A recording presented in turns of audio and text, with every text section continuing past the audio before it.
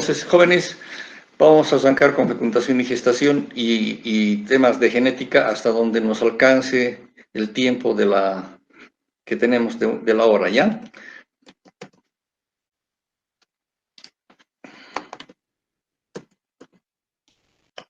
Entonces, se define fecundación a la unión de un óvulo y un espermatozoide de dos células germinativas.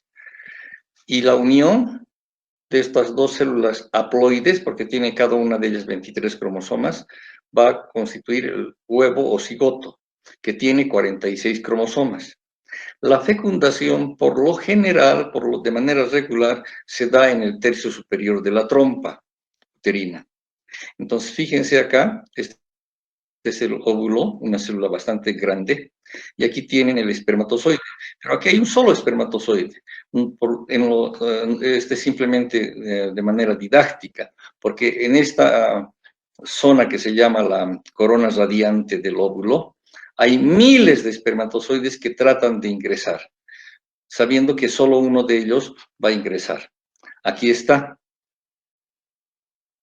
el óvulo, esta es la corona radiante, o células de la granulosa también se llama. Estas son células que están protegiendo al óvulo para que no entren los espermatozoides. Entonces aquí hay miles de espermatozoides que están rodeándole al útero y el espermatozoide en sus cabecitas tiene el complejo de Golgi que va a segregar una enzima y esa enzima se llama hialuronidasa. Entonces, esa enzima actúa sobre estas células de la granulosa, que son una formidable barrera. Actúa y solo en un sectorcito se abre el espacio suficiente para que ingrese un espermatozoide. Entonces, ingresa la cabecita del espermatozoide y la corona radiante se cierra, de manera que se queda la cola afuera, solamente ingresa la cabeza del espermatozoide. Entonces aquí adentro ya ingresa, y esto se ha de llamar el pronúcleo masculino, y este es el pronúcleo femenino. ¿Ya? Aquí está el esquema de la fecundación. Fíjense, este es el cuerpo uterino, el cuerpo del útero.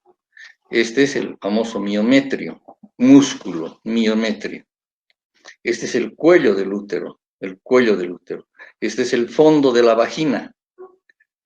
Aquí se realiza, después de una relación sexual, la eyaculación. Los espermatozoides, entonces, son propulsados cual si fueran unos vectores, los famosos vectores de física, siempre en esta dirección, siempre en esta dirección. Y llegan, este es el fondo del útero, y de aquí tienen dos caminos, irse a la trompa derecha o a la trompa izquierda. Y en este caso estamos con este corte que es la trompa uterina. Y aquí está el ovario. Aquí está el ligamento ovárico que sostiene al ovario. Este ovario está cargado, repleto de óvulos inmaduros, los mismos que están esperando su turno para ser liberados. Entonces aquí, fíjense, hay un óvulo que está siendo liberado. Se libera y las fimbrias de la trompa uterina las recogen y comienza el tránsito del óvulo. Y en la medida que va bajando, decimos tercio superior. Esta es la trompa, tercio inferior, tercio y medio y tercio superior de la trompa. Entonces acá los espermatozoides, fíjense cuántos espermatozoides aquí simbólicamente están rodeando al óvulo. Pero uno de ellos solamente va a entrar, como hemos visto acá. Entonces uno ingresa y a este proceso de fecundación, la unión del óvulo y del espermatozoide, da lugar a una célula madre que se llama el huevo o cigoto. Luego de unas horas, 36 horas más o menos, se divide por mitosis en 2 células, y después en 4 células, y después en 8 células, después en 16 células, y más o menos alrededor de 32 a 64 células, ingresan acá al útero. Esta es la matriz del útero, ¿ya? Entonces, por lo general, acá se realiza la implantación. La implantación también se denomina nidación, que quiere decir que esta masa de células que han llegado acá se alberga acá. El endometrio del útero es como un alfombrado. Y si en un alfombrado nosotros hacemos rodar una canica, una cachinita, una pelotita, en algún momento esa se va a detener. Y esto es lo que pasa acá. Esa masa de células llega acá y se implanta acá. Esto es normal, esto es lo más común y corriente. Pero también puede haber una implantación aquí abajo o a este lado. Y entonces, en su momento, esto va a dificultar el nacimiento del bebé. En cambio, acá no. Donde se implanta, se va a formar la placenta. Entonces, si aquí se forma la placenta, el producto va a tener espacio para poder crecer acá y luego para poder, llegado el momento del parto, salir por el cuello uterino, la vagina, hacia el exterior. Entonces, aquí estamos viendo, además estamos viendo el endometrio como esta parte más roja, llena de sangre, ya bien amullonada. Aquí hay nutrientes para este proceso de la fecundación. Aquí se han de almacenar sustancias nutritivas para que estas células puedan seguirse dividiendo. Bien, entonces hablamos de la nutrición durante la gestación. Durante la gestación hay dos clases de nutrición, una nutrición trofoblástica y una nutrición placentaria. La nutrición trofoblástica se extiende hasta la 12ª semana de la gestación, vale decir, hasta el tercer mes. Y la nutrición placentaria a partir del 12º mes, 12ª semana, comienza la nutrición placentaria.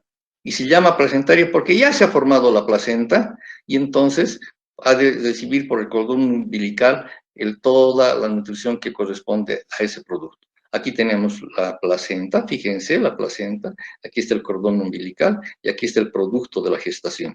Este producto de la gestación, fíjense ustedes, a la cabeza casi es el 50% de todo el cuerpo. Esto para reivindicar la importancia de lo que es el sistema nervioso. Aquí estamos viendo el ojo, ¿no? Bueno, entonces por la placenta, por el cordón umbilical, va a llegar todos los nutrientes que la mamá ha de ingerir. Por eso es importante la nutrición durante la gestación. No es suficiente la alimentación cotidiana que tenía la madre, sino tiene que ser una alimentación más formidable, porque ya no se trata de nutrir solo al cuerpo de la mujer, sino también de un producto que está en proceso de crecimiento y desarrollo. Entonces, aquí hablamos de la difusión de sustancias nutritivas, ¿ya? Difusión de sustancias nutritivas. La madre es la que ha de almorzar, ha de tomar agua, ha de comer sus otros alimentos, etc. Y los va a llevar a su intestino, y en su intestino se va a absorber, va a ir al hígado, se va a metabolizar por vía sanguínea. Todos esos nutrientes llegan a todos los tejidos, y dentro de esos tejidos está el producto de la gestación. Y aquí tenemos la placenta, ahí está el cordón umbilical que está llegando, a través de estas venas y arterias que tiene el producto. Por un mecanismo de difusión, la concentración de oxígeno, la concentración de agua, la concentración de glucosa, la concentración de aminoácidos, de vitaminas, de minerales, es mayor en la sangre materna. Y por ese gradiente de difusión pasa fácilmente del torrente sanguíneo materno al torrente sanguíneo del producto de la gestación.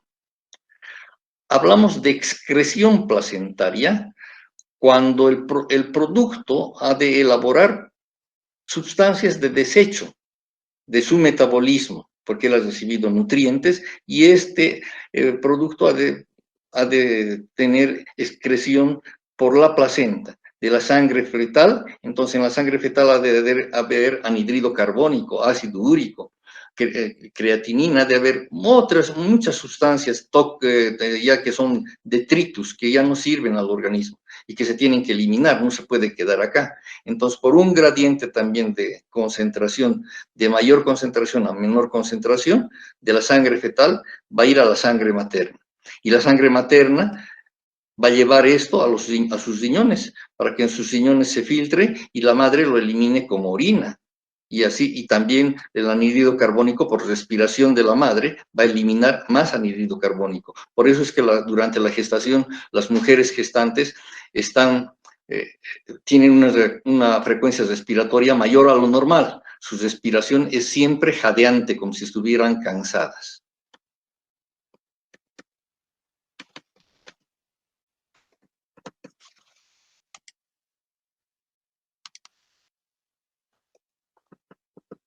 Bien, entonces, durante la gestación intervienen hormonas. Saben ustedes que las hormonas femeninas son los estrógenos y la progesterona. Estas dos hormonitas son propias de la mujer. Durante la gestación estas hormonas se producen más, pero además de estas hormonas no solamente hay estas dos hormonas. Hay una tercera hormona que se llama la gonadotrofina coriónica.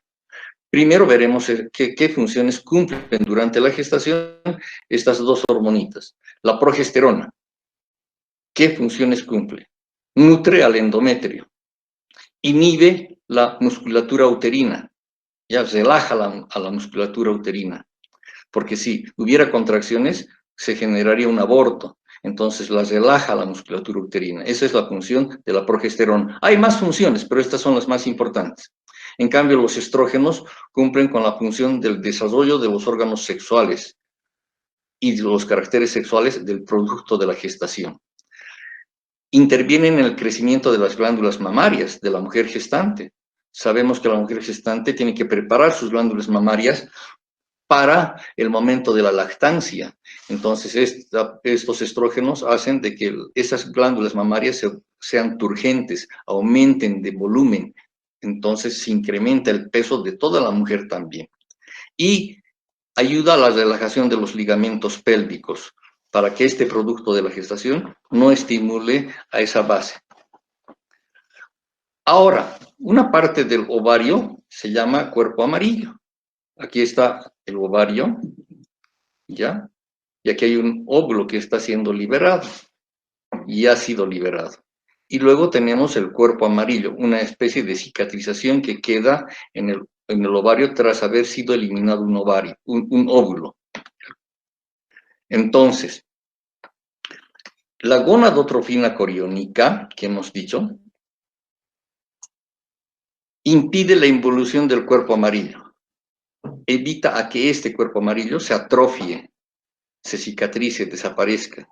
¿Por qué razón? Porque de esa manera este ovario va a seguir secretando estrógenos y de esa manera se va a garantizar el proceso de la fecundación, de la gestación. Aquí tenemos un esquema de cómo en la medida que va pasando el tiempo se incrementa el peso y la estatura del producto de la gestación. Al primer mes, el sistema nervioso comienza a formarse, el corazón comienza a tomar una forma y a latir también.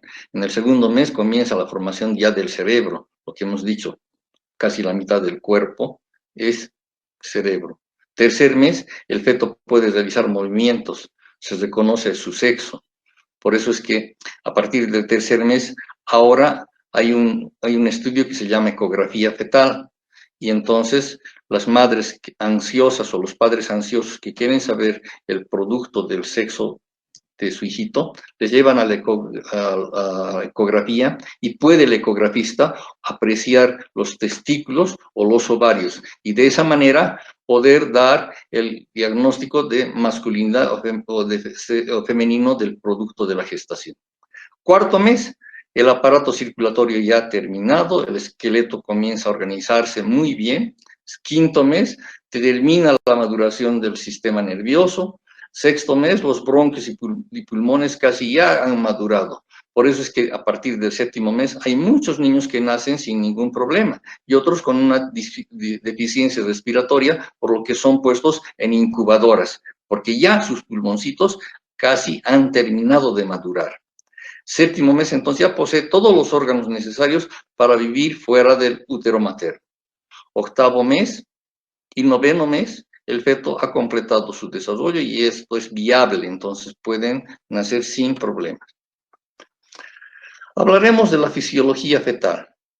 Fíjense cómo va creciendo el producto en la medida que va pasando en función a las semanas, 20 semanas, 28 semanas, 32, 40 semanas, etc.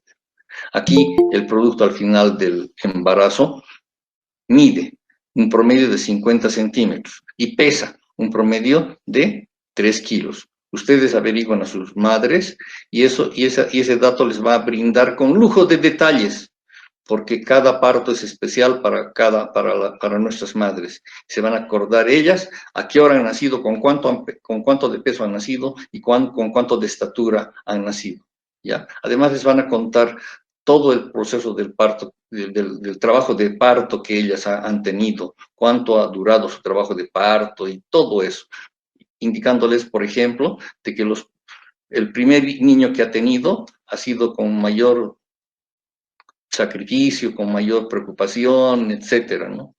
En tanto que los segundos o terceros hijos que han nacido ya sin problemas porque ese cuerpo ya ha tenido la experiencia de haber tenido un parto.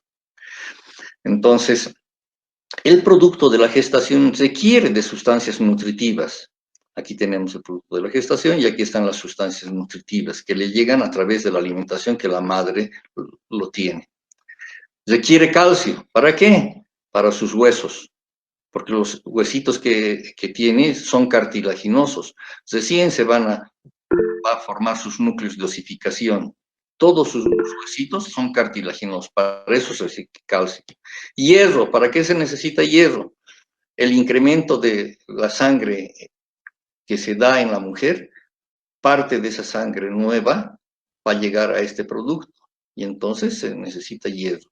Por eso es que en el subsidio familiar existe el apoyo de antianémicos para las mujeres gestantes, ¿no? En alimentos, en cereales se les dan, y también el ácido fólico que se les entrega para que puedan para evitar a que puedan tener malformaciones a nivel del cerebro. Fósforo, aminoácidos, vitaminas para los nuevos tejidos que se están formando. Hay un incremento de peso en la mujer gestante al terminar el parto, al terminar el embarazo, un aumento promedio de unos 9 a 12 kilos. Puede ser más, como también puede ser un poquito menos, pero ese es el rango más o menos aproximado del incremento del peso durante la gestación. Eso corresponde a la fisiología de la madre durante la gestación. Durante la gestación, la madre tiene más sueño, la madre tiene más sed, la madre se siente más agotada. La mujer gestante en este periodo tiene una respiración más jadeante, con mayor frecuencia.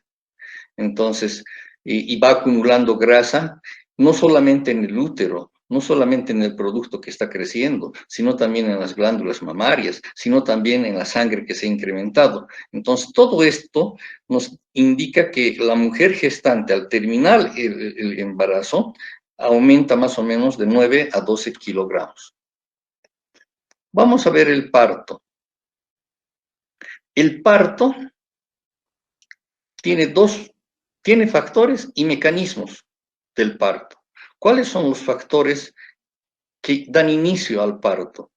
Unos factores mecánicos y unos factores hormonales. ¿Cuál es el factor mecánico? Es el peso del producto. Imagínense ustedes, señoritas, las señoritas que están presentes aquí, un incremento de 3 kilos del producto de la gestación en su abdomen. Ese peso, por el efecto de la gravedad, empuja al suelo pélvico. Entonces es un factor mecánico que va a dar inicio al parto, porque va a estimular a todos los músculos del útero. Pero hay otro factor, los factores hormonales. Hemos hablado de los estrógenos y la progesterona.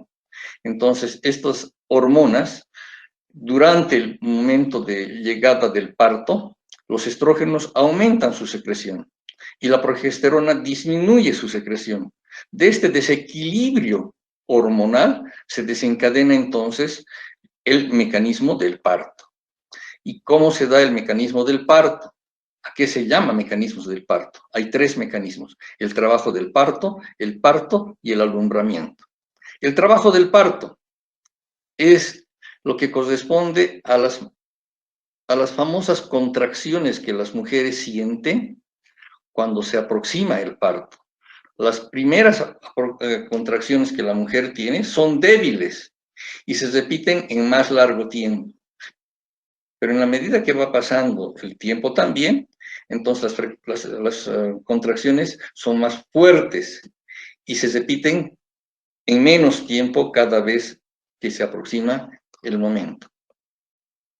Entonces, luego de este trabajo del parto, que también se llama labor del parto, viene el parto propiamente dicho, que es el instante en el cual el producto de la gestación toma contacto con la luz exterior, sale a través del canal vaginal hacia el exterior, quedando unido a la madre por el cordón umbilical. El cordón umbilical, entonces, lo que está todavía uniendo al producto de la gestación con la placenta que se encuentra en el útero. Entonces, allá se hace un corte en la mitad de lo que es el cordón umbilical, se deja una pinza para producto y se hace la recepción del producto de la gestación, del recién nacido, para poderlo valorar y entregar como proceso de identificación a la madre que está ahí presente.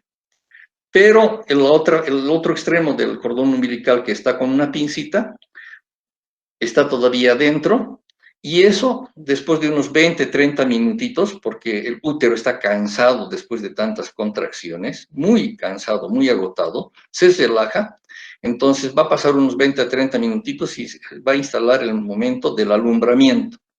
El alumbramiento corresponde a la expulsión natural de la placenta que ha quedado en el útero. Entonces, la placenta el útero nuevamente comienza a tener pequeñas contracciones y a través de esas contracciones la placenta se desprende y luego sale de manera natural. Y a eso se llama alumbramiento. Y así concluye el tema de la fecundación y la gestación de manera ágil. Ahora vamos a pasar al tema de la genética. ¿Ya? Esta parte tan interesante que corresponde a revisar los puntos más delicados de lo que significa la actualidad de la genética. ¿Cuáles son los antecedentes que se tiene de genética? Gregorio Mendel, este monje agustino que nos ha dejado la primera, la segunda ley de Mendel, ¿no? Que ha experimentado con animales y con plantines de ciclos vitales muy cortos para ver los cambios, las modificaciones que se ven en las siguientes generaciones, ¿no? Entonces ha trabajado con guisantes, con flores, etcétera, y ha visto la variabilidad en las generaciones sucesivas. Watson y Crick son las personas que han descubierto y que nos han proporcionado el modelo de Watson y Crick de la molécula del DNA. Y de aquí en adelante los pasos han sido bastante gigantescos para la ciencia. Robert Brown también ha hecho su aporte gracias al descubrimiento, a los estudios que ha hecho en microscopía y también de la misma célula. Entonces aquí tenemos un esquema de la célula que ustedes ya lo conocen: la membrana celular, el citoplasma, el retículo endoplasmático, complejo de Golgi, mitocondrias, lisosomas y el núcleo. Y en el núcleo, el motivo de nuestra conversación, de nuestra charla, son los famosos cromosomas. Los cromosomas es el material genético condensado que aquí estamos viendo. Normalmente estos cromosomas forman una red que se llama cromatina. Pero llegado el momento de la división, estos cromosomas se condensan y forman estos cuerpos cilíndricos que se llaman cromosomas. Los cromosomas, entonces, tienen la siguiente estructura. Esta es una cromátide. La mitad longitudinal, aquí tengo un cromosoma, esta es su construcción primaria. La mitad longitudinal del cromosoma se llama cromátide. La mitad transversal del cromosoma se llama brazo. Esto es brazo, esto es brazo. Y ahora vemos que la cromátide, esta cromátide, este segmento, tiene aquí arriba una constricción secundaria. Esta es constricción primaria. En la constricción primaria, jóvenes, los brazos del cromosoma se angulan, sufren una angulación. En cambio, en la constricción secundaria, el brazo cromosómico mantiene su eje, simplemente hay un pequeño estrangulamiento. Bueno, entonces esto es un cromosoma, esto es constricción primaria, donde los brazos se angulan. En metafase vamos a ver un cromosoma de esta manera. Y al final de la metafase hemos dicho que la construcción primaria se duplica y una cromátide migra a este lado y la otra cromátide migra al otro lado. Ahora, el satélite es esta porción distal después de una constricción secundaria. Aquí está la constricción secundaria y aquí está el satélite. Y el interior de los cromosomas está formado por un filamento largo que se llama cromonema. Los cromonemas están espiralizados, están enrollados. Y si nosotros desespiralizamos, desenrollamos este cromómero, estas fibras de cromonema, vamos a encontrar fibras mucho más delgadas hasta que finalmente encontramos a la molécula del DNA. Un pedazo de molécula de DNA es un gen. Y los genes son las unidades que tenemos nosotros para un sinnúmero de características. Si solamente nosotros en este instante nos fijamos en el cabello,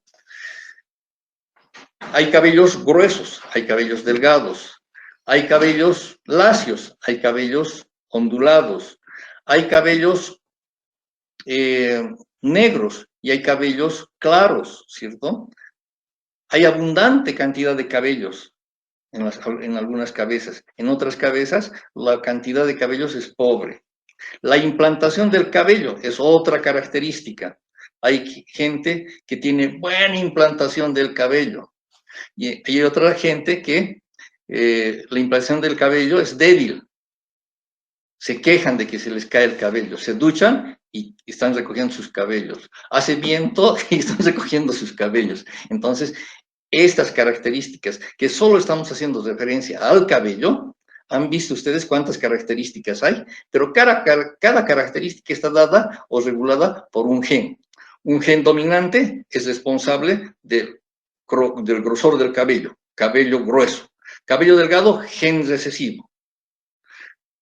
Cabello negro, gen dominante. Cabello claro, gen recesivo. Buena implantación, gen dominante. Mala implantación, gen recesivo. Y así sucesivamente. Como ustedes se estarán dando cuenta, hay muchos genes para un solo factor. Si ustedes se miran en el espejo, van a ver que muchas características que tienen en su cara, cada uno de ustedes, tienen de su papá y tienen de su mamá. Se fijan en un espejo y reconozcan ustedes qué cosas tienen de su mamá y qué cosas tienen de su papá. Aquello que está presente en su rostro de ustedes son los genes dominantes que se han expresado. Y aquellas cosas que no aparecen de su papá o de su mamá son genes recesivos que se han perdido. Entonces estamos sacando de esta primera lámina un concepto de gen. Los genes son características que particularizan a una a una cosa. Y estos genes pueden ser dominantes o pueden ser recesivos, por lo general. En la sangre hay genes dominantes, hay genes recesivos, pero también hay genes codominantes. porque se presentan dos genes dominantes y no pueden superar uno al otro, y entonces se mantienen los dos genes dominantes. Bien. La forma de los cromosomas. Ustedes están viendo aquí 4 clases de formas de nuestros cromosomas humanos. Los cromosomas mediales o metacéntricos, los cromosomas submediales o submetacéntricos, los cromosomas submediales distales y los cromosomas acrocéntricos. 4 tipos de cromosomas. Los cromosomas mediales, se llama medial porque el centrómero o construcción primaria está exactamente en el centro. Observamos nosotros brazos de igual tamaño arriba y abajo. A estos cromosomas metacéntricos o mediales también se llama en forma de B, porque aquí podemos ver cómo se dibuja una letra B, B chica, B. Acá tenemos un cromosoma submedial. Ya la construcción primaria no está en el centro, sino más desplazada hacia un costado, ofreciéndonos este cromosoma, entonces un brazo corto y otro brazo más largo. Se llama también submedial o submetacéntrico, porque ya no está en el centro su centrómero, su construcción primaria. Este se llama también en forma de L. La L, forzando la L, estaría por acá. Listo. Luego tenemos los submediales distales. Submediales distales. Este es submedial distal, este.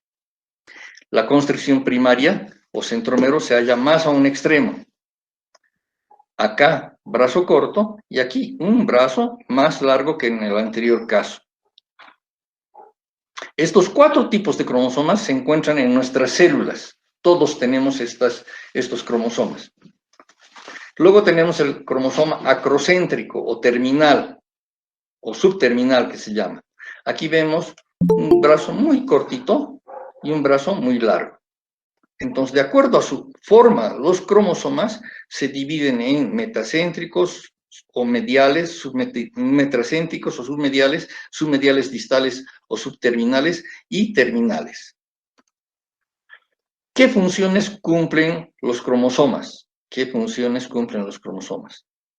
Muchas funciones, pero la más importante y la que no podemos dejar de olvidarnos es la información genética que contiene cada cromosoma. Cada cromosoma, cada cromosomita contiene una información genética para algo, para algo. La forma de su nariz, la forma de su lóbulo de su oreja, el grosor de sus labios, la posición de sus dientes, el tamaño de sus cejas, el tamaño de sus pestañas, el color de sus ojos, la forma que tienen sus dedos, el largo de sus dedos, la forma que tienen sus uñas, absolutamente todo, todo. La presencia de lunares, la presencia de pecas, todo, todo, todo está dado por la información genética que se reúne en cada cromosoma. ¿Qué tamaño tienen los cromosomas? De 1.7 micras de longitud por 0,5 micras de diámetro. Entonces son estructuras microscópicas. Acá tenemos un cariotipo. Perdón, este es un cariograma. Aquí estamos viendo el par 1 hasta el par 22 y además 2 cromosomas sexuales. Este es un varón, aquí vemos un cromosoma X y un cromosoma Y. En cambio acá vemos una niña. También tiene 23 pares de cromosomas, 22 pares de cromosomas son autosómicos y un par es sexual. Ella tiene 2 cromosomas X. Esto es lo que le caracteriza al sexo femenino. Las mujeres son XX y los varones somos XY. Por su longitud, los cromosomas entonces se dividen en cromosomas largos, medianos, medianamente cortos, cortos y muy cortos, porque en esa longitud de 1.5, 1.7, que es el mayor tamaño, va a disminuir a estos cromosomitas. Entonces, por su longitud se dividen así los cromosomas. Ahora, los rasgos hereditarios, ¿cómo se llegan a modificar? Se modifican ya sea por un salto de una generación o por influencia del medio ambiente. Genéticamente nosotros tenemos los paquetes que recibimos del papá y la mamá, ¿ya? ¿En cuántas familias existen enfermedades como la diabetes, la artritis, ¿ya? Entonces, enfermedades hereditarias, y que aparecen en cada generación. Finalmente, hay la presencia de este enfermito a partir del abuelo o del tatarabuelo, y hay los enfermitos que se van viendo en la familia. Pero no solo de enfermedad, sino también algunos rasgos característicos. Por ejemplo, el cabello rubio, el cabello ondulado, ¿sí? O la presencia de un lunar que es visible en la cara y que caracteriza a la familia, etc. Cosas insignificantes que no atentan contra la esperanza de vida, ¿ya? Entonces, alguna manchita que caracteriza a la familia, entonces, o el grosor de los labios, alguna característica. Pero esta característica se mantiene de generación en generación, pero también puede saltar una generación. Es decir, los hijos de esta persona no van a tener, pero los hijos de esta persona, de su hijo, podrían tener. A eso se llama salto de una generación. Y la influencia del medio ambiente, desde luego que el medio ambiente puede modificar la carga genética que cada uno tiene. Si nosotros tenemos un par de padres que de pronto han sido unos angelitos, buenas personas, y que por ciertas circunstancias estos han fallecido, y sus hijos o su pequeño hijo ha quedado en la orfandad. Y supongan, solamente esta es un ejemplo, una suposición, supongan que ese bebecito, esa mujercita, ha sido recogida por una mujer que era la cocinera de un cuartel, porque nadie pues, se ha podido condoler de ella. Y entonces se ha criado con la cocinera en un cuartel. Ella es mujercita. Sus genes de sus madres, de su padre y su madre, son genes de personas muy buenas, muy solidarias, todo. Pero ahora veamos en esta niñita, que está creciendo en un ambiente militar. Ahora ya tiene 12, 13 años. ¿Qué carácter ha de tener? Un carácter fuerte, rebelde. Va a tener una voz grave, siempre va a hablar fuerte, va a ser firme, va a ser obediente. Entonces, fíjense cómo el medio ambiente en el que ha crecido ha modificado los genes que sus papás le han dejado. Y viceversa, puede ocurrir una situación también contraria en otro aspecto. Aquí quiero acuñar dos términos nuevos: el cariotipo y el cariograma. Este cariotipo corresponde a un conjunto de cromosomas, como ustedes están viendo, que se encuentran al azar y que para lo único que sirve es para ver a qué especie corresponde, porque cada especie tiene un número de cromosomas. Nosotros tenemos 23 pares de cromosomas. Nosotros. El mono tiene 22 pares de cromosomas, nuestro hermano menor. Y el chimpancé tiene 24 pares de cromosomas, nuestro hermano mayor. Entonces, la Drosophila melanogaster tiene 4 pares de cromosomas, la mosca. El Ascaris lumbricoides tiene un par de cromosomas, solamente el gusano que vive en el intestino. Y las mariposas tienen 180 pares de cromosomas. Entonces, cada especie, cada animal tiene un número de cromosomas que le caracteriza. Nosotros tenemos 23 pares de cromosomas. Entonces, para eso, ¿cómo se obtiene el cariotipo? En una gotita de sangre. Normalmente, para determinar la paternidad, lo que hacen es agarrar células del papá y células de la mamá y del hijo y buscar y hacer su cariotipo, hacer un estudio genético del ADN, y ya son marcadores más específicos. Entonces, para eso sirve.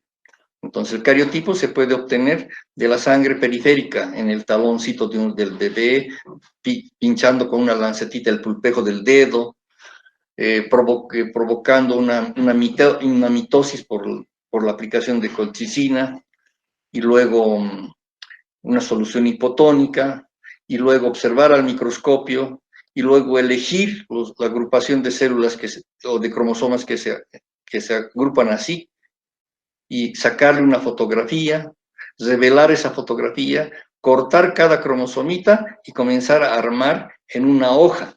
Esta hoja se llama ideograma y ahí comenzamos a colocar los cromosomas. Los cromosomas más largos son el par 1, el par 2, el par 3 y los medianos, los que vienen, los cortos, los siguientes y los más pequeñitos, cromosoma 19, 20, 21 y 22.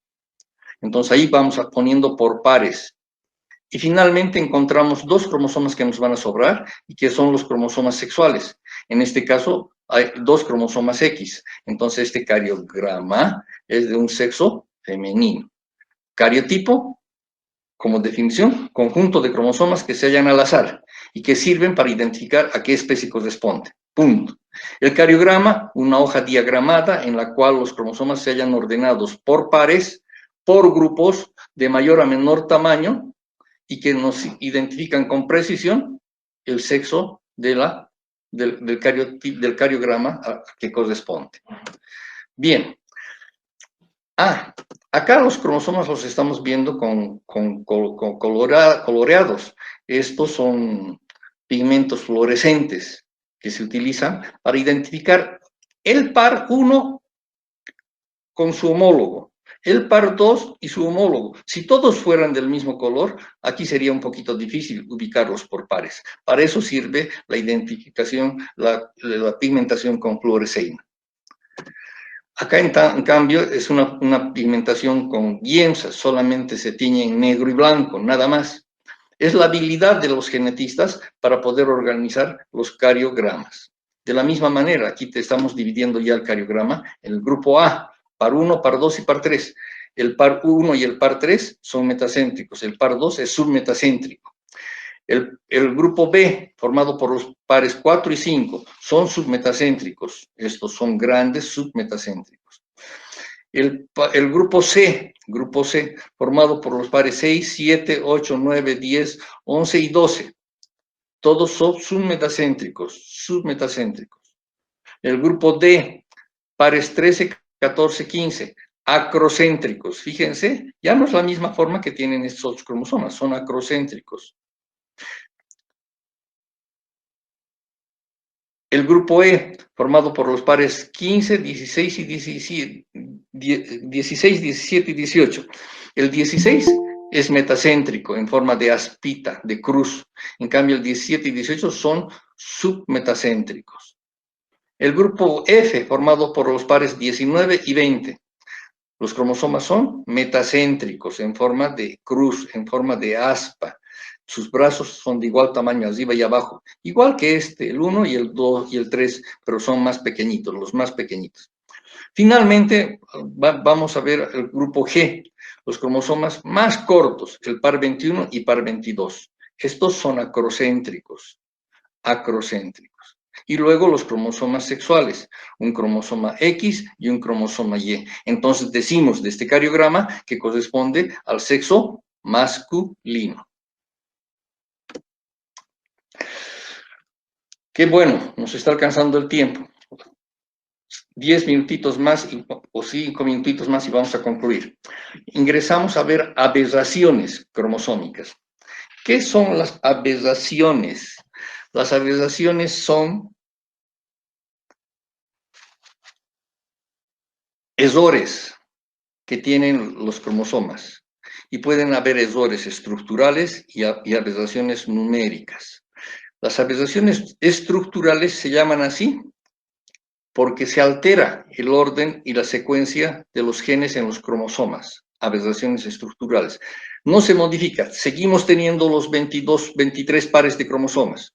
Lo que se modifica es los genes en esa estructura de cromosomas. Vamos a ver qué aberraciones hay. Y las aberraciones numéricas, su nombre nos está indicando, quiere decir que la persona ya no tiene 23 pares de cromosomas, o sea, 46, puede tener un cromosoma más, o puede tener un cromosoma menos. Y esa ausencia de cromosoma o ese incremento de cromosomas va a afectar al individuo. Veremos eso. Aberraciones estructurales. Entonces, las aberraciones, aquí tenemos un cromosomita y aquí vemos sus cromátides. Y estos pedazos están representados por genes. Entonces aquí estos genes sufren una alteración. Muchas veces los genes se repiten, muchas veces los genes se pierden, muchas veces los genes se intercambian.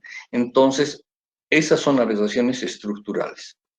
Veremos acá un ejemplo de aberración que se llama la deficiencia o delección. Deficiencia quiere decir pérdida, falta. Por ejemplo, ustedes han visto que yo utilizo lentes, entonces van a decir, hemos pasado con un viejo ciego, y ese utilizar los lentes es para corregir mi deficiencia. Entonces, estoy perdiendo la vista y entonces utilizo lentes. A eso también se llama delección, ¿cierto? Ahora, si ustedes me ven caminar, yo soy cojo, entonces tengo una pata más corta y otra más larga, entonces tengo una deficiencia. Bueno, entonces, ¿a qué se llama deficiencia o delección? Es la pérdida o desprendimiento de un bloque de cromosomas, material genético, ¿ya? Es la pérdida o desprendimiento de un bloque de cromosomas. Existen dos clases de deficiencias, terminales e intersticiales. ¿Qué pasa con las deficiencias terminales? Aquí hay un ejemplo de cromosoma. Este cromosoma tiene 4 genes, 1, 2, 3 y 4. Y se llama deficiencia terminal porque aquí este gen 4 se está perdiendo, se ha perdido, se ha fracturado aquí y esto se ha perdido. Imagínense que este gen sea responsable del tamaño de mi oreja derecha. Y entonces ustedes me van a volver a ver, tengo una oreja más chiquita y la otra oreja más larga, de tamaño normal. A eso se debe la deficiencia que ha ocurrido. Como ejemplo, esta otra se llama deficiencia intersticial. Este cromosoma tiene 5 genes, 1, 2, 3, 4, 5. Se ha perdido por una doble fractura acá, este gen 2. Pero este gen 2 es responsable, por decirles, de los bigotes que me tienen que salir al lado derecho, sobre mi labio. Y por esta ausencia no tengo bigotes sobre ese lado, sino al otro lado. Entonces, es una deficiencia. Pero no por eso no me voy a morir. No es compatible con la vida estas deficiencias. Pero ¿qué tal si es que estoy perdiendo, o que estoy perdiendo acá, son genes que me cubren de alguna enfermedad? Entonces, si los pierdo, esa enfermedad florece, esa enfermedad se instala en mi cuerpo. Otras deficiencias se llaman las duplicaciones. Duplicaciones. Su nombre está indicando. Duplicación. Quiere decir que los genes aquí se van a repetir. ¿Ya? Corresponden entonces las duplicaciones al material cromosómico extraordinario que puede haber a lo largo de un cromosoma. Ustedes han debido hacer álbumes de figuritas, de autitos o de algo. ¿Ya? Y cuando van a comprar un nuevo sobre, les sale una figurita y dicen, dupli, me ha tocado dupli. ¿Sí? Entonces, esas figuritas, aquí las vamos a ver. Existen 4 duplicaciones, que se llaman tándem normal, tándem invertido, tándem desplazado y tándem desplazado invertido. ¿Alguien puede apagar su micrófono, por favor? Está habiendo interrupción. Entonces, tándem normal.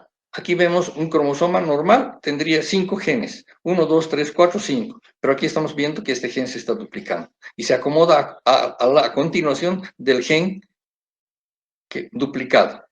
Tándem invertido. Aquí nuestro cromosoma también tiene 5 cromosomas. Pero el gen que se está duplicando es el gen 3. Ya no se encuentra aquí al lado, sino se ha invertido, se ha ido al otro lado. Tándem desplazado. Nuestro cromosoma tiene 5 genes. Pero acá lo que se está repitiendo es el gen 2 y 3. El gen 2 y 3. Y acá, estos 2 genes duplicados se han ido a este otro lado. Tándem desplazado invertido. El cromosoma tiene 4 genes. Pero aquí se está duplicando el gen 2 y 3. Pero no solamente se ha duplicado el gen 2 y 3, sino se ha desplazado a este otro lado. El gen 2 y 3 se han desplazado a este otro lado.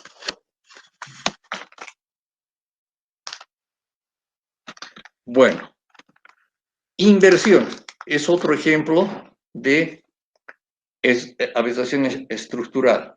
Las inversiones pueden ser paracéntricas o pericéntricas. Se habla de inversión a la alteración en el orden del material genético producido por la ruptura del cromosoma. Este es un gen normal. Y aquí ha habido una inversión. Ahora este gen está aquí abajo y este se encuentra acá. Y solamente se ha afectado en la inversión paracéntrica a un brazo del cromosoma. En cambio, en la inversión pericéntrica ocurre compromete al centrómero o construcción primaria y hay una rotación de los 180 grados. En este caso, compromete a los brazos de abajo y los brazos de arriba. Bien, translocación es la cuarta aberración estructural. La translocación corresponde al intercambio recíproco del material genético entre dos cromosomas. Aquí tenemos dos cromosomas homólogos del mismo par, pero están habiendo intercambios. Y a eso se llama, a este intercambio se va a llamar una translocación homóloga. Se habla de translocación heteróloga cuando el intercambio que ocurre entre los cromosomas lo hacen en pares distintos, pero intercambian su material hereditario. Hasta ahí las aberraciones estructurales. Reitero, dependerá del tamaño de cromosoma o genes comprometidos, y si estos genes son patológicos o si estos genes son insignificantes por lo que representan para la vida de una persona.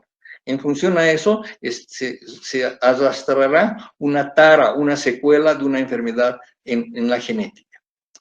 Aberraciones numéricas, y hemos dicho que la aberración numérica es el aumento extraordinario de un cromosoma. Aquí vemos, por ejemplo, un óvulo con su cromosoma X, normal. Y aquí vemos un espermatozoide normal, con su cromosoma Y. Pero aquí vemos un cromosoma patológico. Hay dos genes, un X y un Y. Y aquí vemos un óvulo con dos cromosomas X, anormal. Imagínense que fecunden este espermatozoide a este óvulo y a este otro óvulo. Vamos a tener un individuo con dos cromosomas X y un cromosoma Y. Ya no va a ser un varón XY o una mujer XX. Se va a tratar de un síndrome de Klinefelter que vamos a revisar más adelante. Aquí tenemos entonces las células germinativas, tienen 23 cromosomas. El varón 23 y 23 cromosomas la mujer. El gameto que está constituido entonces por 23 pares de cromosomas. Y aquí tenemos el cigoto. Después de la fecundación, aquí tenemos al pronúcleo masculino y femenino, 46 cromosomas que hacen al cigoto.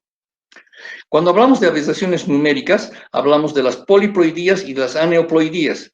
¿A qué corresponden las poliploidías? Al múltiplo del número haploide diferentes del número diploide de cromosomas. Quiere decir que aquí se incrementa un juego sencillo de cromosomas. Si la especie humana tiene 23 pares de cromosomas, entonces tenemos dos juegos haploides de 23. Y si habláramos de triploidía, si se incrementaran 23 cromosomas más, y eso es incompatible con la vida. La aneuploidía, en cambio, es el número de cromosomas que no es múltiplo exacto del número de haploide de cromosomas que tenemos. Aquí, aneuploidías, falta un cromosoma o sobra un cromosoma. Estas son las aberraciones más frecuentes. Muy rapidito. Entonces, las aneuploidías de los cromosomas autosómicos pueden ser las famosas trisomías del par 21, 18, 13. Han debido hablar ustedes del síndrome de Patau, del Edwards y del síndrome de Down. Aquí están, son aberraciones numéricas de los cromosomas. También existen monosomías, cuando falta un cromosoma. Y las aberraciones que hay en los cromosomas alosómicos son las famosas trisomías del síndrome de Klinefelter o la trisomía X, la monosomía del síndrome de Turner. Aquí algunos ejemplitos. Estas aberraciones numéricas se dan, en el caso de las trisomías, por la no disyunción. En meiosis hemos hablado de la disyunción, ¿no es cierto? Entonces, en meiosis esto puede ocurrir. Y da lugar a la presencia de 3 cromosomas homólogos en lugar de 2. Ya un cromosoma extra ha de aparecer acá. Y la ausencia de uno de los cromosomas de los pares homólogos ha de dar lugar a las monosomías. Esto se debe al retraso en la anafase. Por eso hemos dicho el día de ayer que el estudiar la mitosis, estudiar la meiosis es muy importante porque por alteración de la no disyunción o el retraso en la anafase pueden haber errores numéricos de los cromosomas. Bien, aquí vemos una trisomía, vemos el par 21, aquí hay 3 cromosomas. 3 cromosomas. Ya, aquí ahí la pararemos porque ya el tiempo se ha agotado.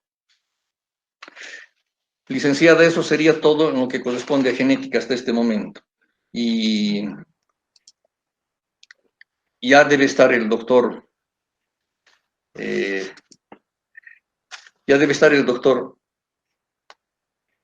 Freddy, atento, pendiente de su ingreso. Queridos jóvenes, llegó el momento de la despedida, entonces deseando que ustedes maximicen esfuerzos para dar una buena prueba y sean bienvenidos a la Universidad Mayor de San Andrés.